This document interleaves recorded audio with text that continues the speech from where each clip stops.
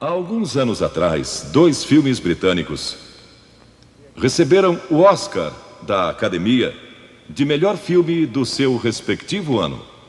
E ambos foram a respeito de dois homens. Um foi Eric Liddell e o outro foi Gandhi. Ambos tiveram a força e a coragem, quando sob pressão, de dizer não a si mesmos, de exercer autodisciplina. Quero tomar como meu texto de hoje 1 Coríntios, capítulo 10, começando com o versículo 12. Aquele, pois, que pensa estar em pé, veja que não caia.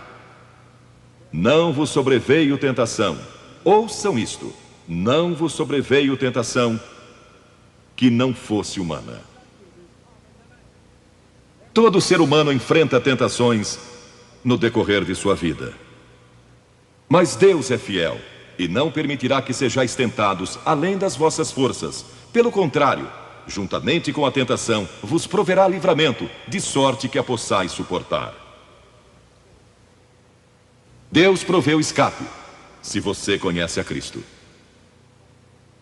Bom, aqueles dois filmes tiveram um tremendo impacto sobre o mundo. O de 1982 foi Carruagens de Fogo, a história de Eric Liddell, um jovem que disse não a si mesmo e sim a Cristo. Ele surpreendeu o mundo quando se recusou a correr num domingo nas Olimpíadas de Paris de 1924. E vocês todos sabem que ele disse não até mesmo ao príncipe de Gales, que lhe pediu que corresse, porque ele era o homem mais rápido do mundo nos 100 metros. Mas ele disse não, porque ia ser num domingo e era contra suas convicções bíblicas escocesas. E recentemente foi comemorado o 60º aniversário da grande vitória de Eric Liddell nas Olimpíadas, porque ele correu nos 400 metros, em que ninguém achava que teria chance, e venceu. E fizeram esse grande filme a respeito da sua vida. E o que muita gente não sabe é que a vida de Eric Liddell não se limitou àquela vitória, porque depois que se formou na Universidade de Edimburgo, quando partiu, a estação estava lotada de colegas e professores cantando "Saudai o nome de Jesus", porque Eric Liddell foi para a China como missionário. Foi capturado pelos japoneses durante a guerra e morreu num campo de concentração japonês. Mas naquele campo, ele trouxe alegria e coragem a todos os prisioneiros, pois pregou para eles e cantou para eles, ministrando as suas almas. E ouvi dizer que estão preparando um outro filme, mostrando sua vida ali, porque ele teve coragem de dizer não. O mundo ouviu falar dele, porque ele disse não àqueles que tentaram fazer com que abandonasse as suas convicções cristãs pessoais. E eu penso em William Booth, há pouco mais de 100 anos atrás, que fundou o Exército da Salvação. Ele se converteu, tornou-se um vigário, um pastor, e foi para as favelas de Londres, para as zonas da luz vermelha. Pregou entre a gente pobre, formou um pequeno grupo chamado Banda Aleluia, e ia às esquinas, e ia também às prisões.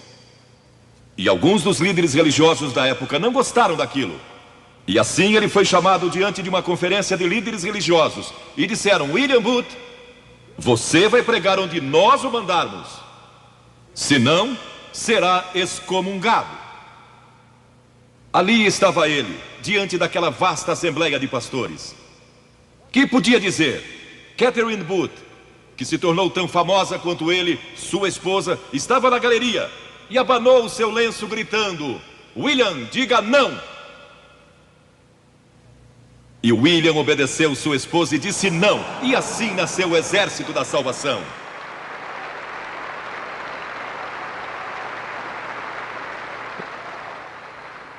Lemos muitas histórias da Bíblia a respeito de jovens que disseram não e mudaram o curso da história. A primeira que quero mencionar, talvez nunca tenham ouvido falar. Seu nome foi Vasti e foi rainha da Pérsia. A esposa de Assuero, que reinou desde a Índia até a Etiópia. Pensem em todo o petróleo que ele tinha e provavelmente nem sabia. Um dos monarcas mais ricos que já viveu. E ele deu uma grande festa que durou muitos dias. No fim, provavelmente já bêbado, ele ordenou que sua esposa Vasti viesse e ali dançasse para todos os seus convidados. E ela assombrou aquele grupo de líderes mundiais. Ao se recusar, ela disse: não, eu não vou expor o meu corpo para esses homens. Ele mandou outra mensagem, ameaçando que ela deixaria de ser rainha e perderia seus confortos e bens materiais e toda a sua fama. Mas a sua resposta foi a mesma: não. E ela mudou a história, porque foi deposta como rainha. Nada mais sabemos. Mas por causa dela, Esther se tornou rainha e o povo judeu foi salvo.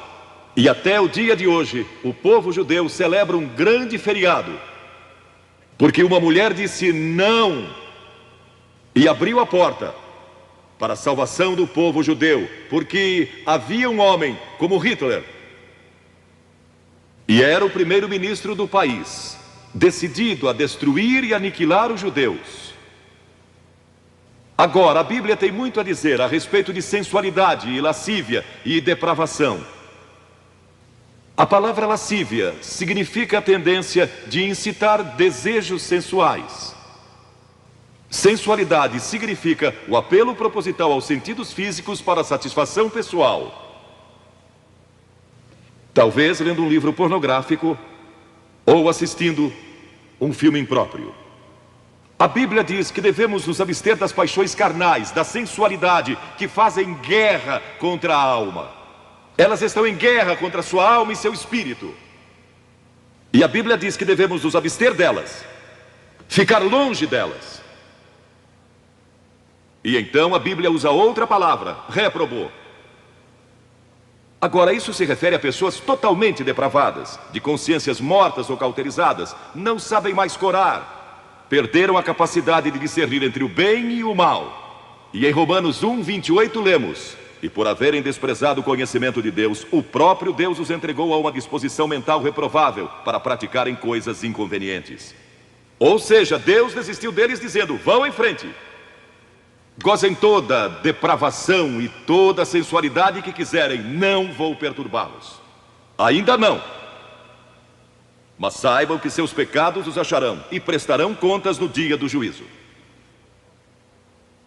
E Paulo, escrevendo ao jovem Timóteo, disse: também estes resistem à verdade, homens de todo corrompidos, réprobos quanto à fé. Em outras palavras, rejeitaram a Cristo por tanto tempo que suas consciências se cauterizaram e seus corações se endureceram. E mesmo que o Espírito de Deus lhes fale, eles não podem ouvir. É por isso que é importante que você aceite a Cristo quando é jovem. É importante que venha a Cristo agora. Se o Espírito de Deus está falando com você, entregue a sua vida a Cristo. Porque o dia pode chegar em que a sua consciência esteja morta e você não possa mais ouvir a voz de Deus. Ela disse não. Mas Vasti, você vai perder o trono, vai perder suas riquezas, pode até perder sua vida. Ela disse: minha resposta é não. Qual é sua resposta hoje àquelas coisas que são erradas? À mentira, à lascívia, à cobiça, ao preconceito racial? Qual vai ser? Você vai disciplinar seu corpo? Vai permanecer firme às convicções que Cristo e a Bíblia ensinam? Ou vai ceder e seguir pelo caminho largo que leva à destruição? Ou vai entrar pela porta estreita e pelo caminho apertado que conduz à vida eterna? Qual vai escolher? Você tem uma escolha hoje. Deus nunca vai forçá-lo a escolher. E então houve um outro jovem, um jovem chamado Daniel. E a Bíblia diz que Daniel resolveu em seu coração que não se contaminaria com as finas iguarias do rei, nem com o vinho que ele bebia. Agora, Daniel era um jovem que tinha um propósito. Ele havia sido capturado em Jerusalém. Quando o exército de Nabucodonosor invadiu a cidade, ele foi capturado e levado através de milhares e milhares de quilômetros à Babilônia. A quase 3.000 quilômetros de sua própria terra, sem aviões nem automóveis. Eram semanas de viagem. Mas ele estava resolvido a servir a Deus, e não devia ter mais de 12 ou 15 anos de idade. E Nabucodonosor, o grande rei, levara cativos de Jerusalém para a Babilônia, e ordenou que aqueles jovens, em quem não havia defeito, de boa aparência, instruídos em toda a sabedoria, fossem ensinados em sua corte, para que ele pudesse usá-los. Ele queria usar aqueles jovens judeus, porque sabia que eles tinham um dom especial. E durante o período de treinamento, mandou que lhes dessem os melhores vinhos e as mais finas iguarias, e todos os confortos disponíveis na corte de Nabucodonosor. Mas Daniel disse: não, não quero o vinho do rei, e não quero as iguarias do rei. Quero dormir no chão, não numa cama de penas. Quero viver uma vida simples e também disciplinada. Que diferença dos que mal podem esperar pelo dia em que possam sair de casa e se divertir. Mas não Daniel. Daniel estava longe de casa e ninguém saberia se ele fizesse algumas dessas coisas. Ninguém saberia se ele tivesse uma namorada e dormisse com ela, ou se embebedasse com o melhor vinho do rei. Ninguém saberia lá em Jerusalém, e ele poderia ter se tornado muito popular. Mas esse primeiro não, quando jovem, preparou-o para o grande não, quando era primeiro-ministro da Babilônia, e foi lançado na cova dos leões, porque não abandonou sua fé em Deus. Nós nos contaminamos ao comer demais, ou ao nos embebedarmos, ou ao tomar drogas, ou gastando tempo demais assistindo televisão, ou indo aos cinemas. Jesus declarou em Lucas capítulo 21: acautelai-vos, para que nunca vos suceda que os vossos corações fiquem sobrecarregados com as consequências da orgia e das preocupações deste mundo, e para que aquele dia não venha sobre vós repentinamente. O apóstolo Paulo disse: não disponhais para a carne no tocante às suas concupiscências. E Pedro disse: porque basta o tempo decorrido para terdes executado a vontade dos gentios, tendo andado em dissoluções, concupiscências e em detestáveis idolatrias.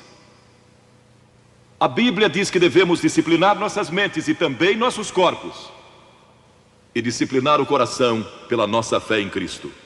E então houve outro jovem chamado José, que foi vendido para o Egito pelos seus irmãos e se tornou escravo de um homem chamado Potifar.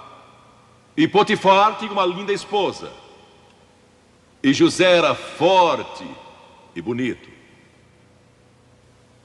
E em Gênesis, no capítulo 39, se quiserem ler a história, lemos a respeito da tentação de José. A esposa de Potifar se apaixonou por José, porque José se tornou mordomo de toda a casa de Potifar, cuidando dos seus negócios. E ela viu aquele belo jovem, viril e de boa aparência, andando pela casa e pelo jardim, cuidando dos negócios todos os dias, e ela o cobiçou. E disse: deita-te comigo.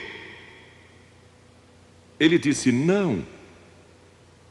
E acrescentou: não posso fazer isso ao meu senhor, que me confiou tudo o que tem, exceto sua esposa. Não posso pecar contra Deus, o Deus dos meus pais. Ele estava longe de casa, lá no Egito, quem saberia? Mas disse não. E quando disse não, na última vez, ela o agarrou e ele fugiu dela, deixando sua capa. E ela começou a gritar, chamando os servos e dizendo: ele tentou me violentar. O que não era verdade. Mas Potifar acreditou e mandou que ele fosse lançado na prisão. E muitos de vocês sabem a história, que ele foi para a prisão, e através de uma série de circunstâncias, ele depois se tornou primeiro-ministro de todo o Egito.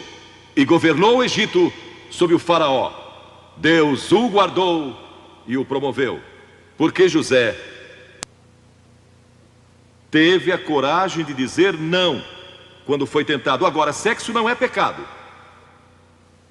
O sexo nos foi dado por Deus para a propagação da raça humana e para nosso prazer, dentro de certos limites que Deus estabeleceu para o matrimônio. As características de um cristão são autocontrole e autodisciplina.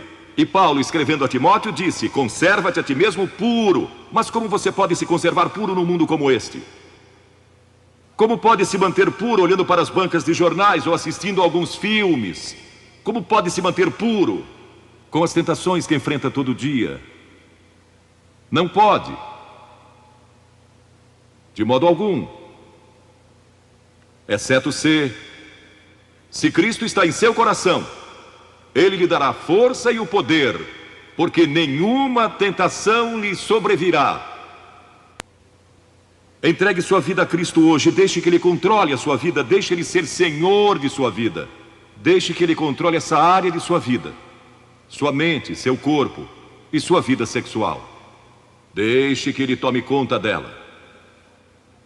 E lemos a respeito de um outro jovem chamado Moisés. Em geral pensamos em Moisés como um homem velho, de barba, mas foi na juventude que ele tomou a decisão que o levou à grandeza.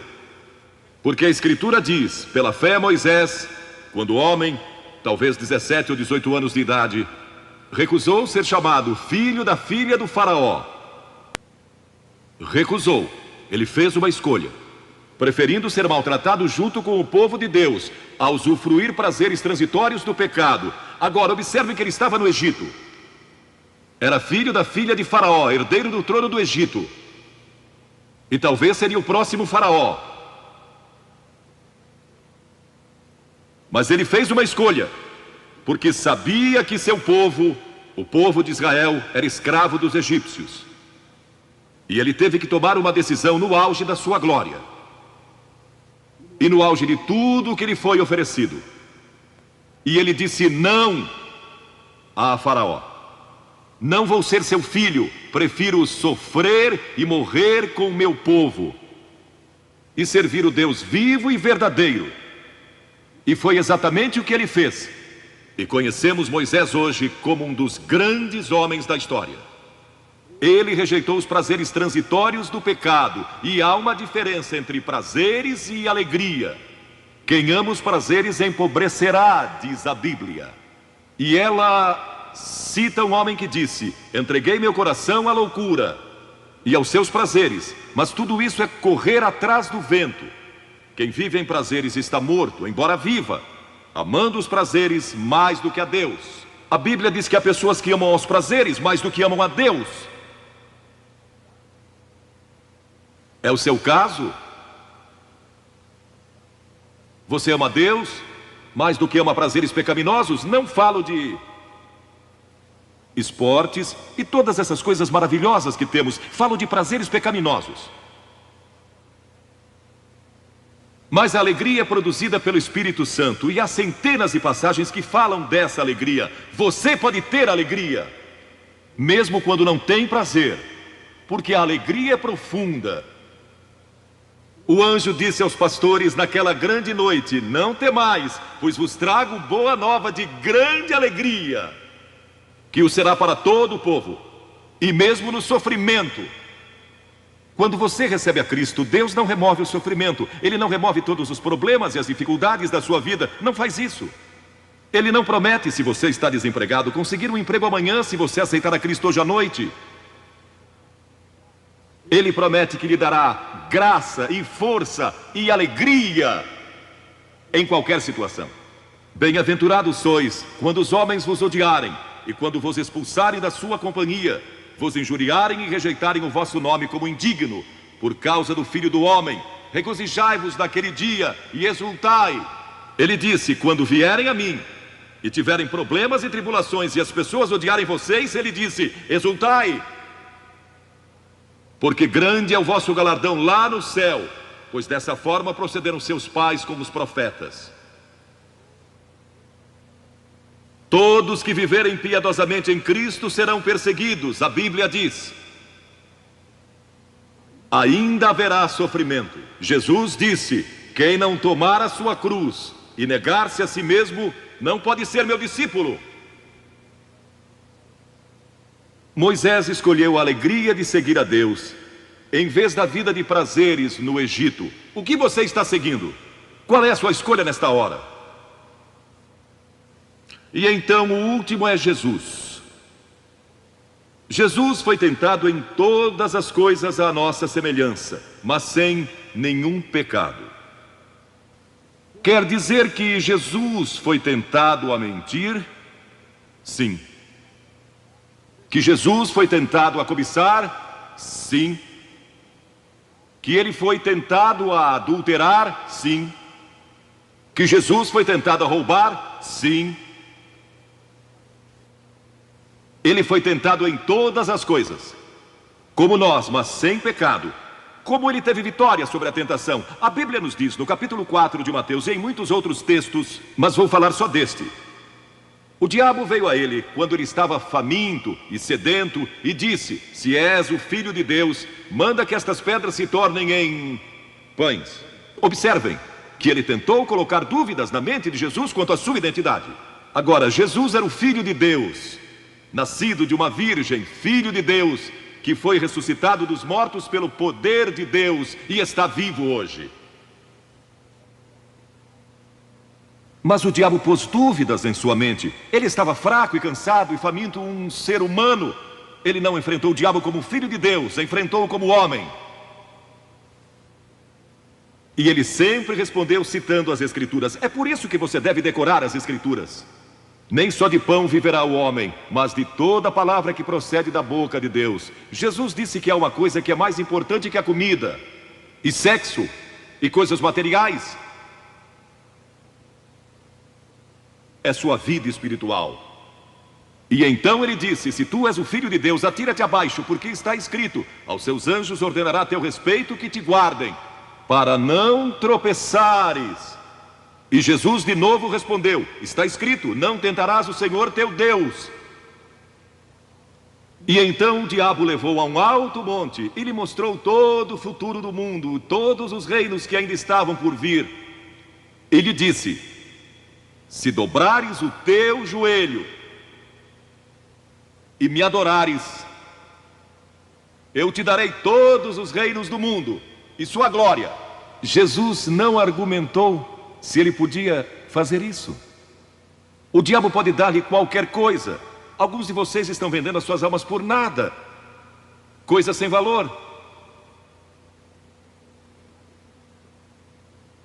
A Jesus ele ofereceu o mundo todo, mas ele sabia que a cruz estava esperando por ele, e o único meio de salvação para o mundo era a cruz. Se tivesse obedecido o diabo, nós nunca teríamos tido a oportunidade de sermos salvos e perdoados.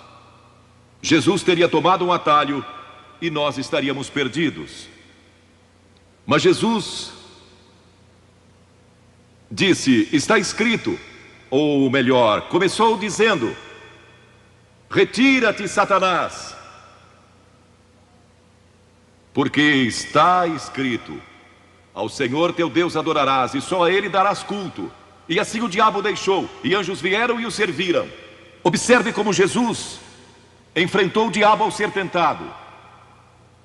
Primeiro, ele citou as Escrituras. Segundo, ele estava cheio do Espírito Santo. E terceiro, estava na vontade de Deus. Você está disposto a dizer não às tentações do diabo?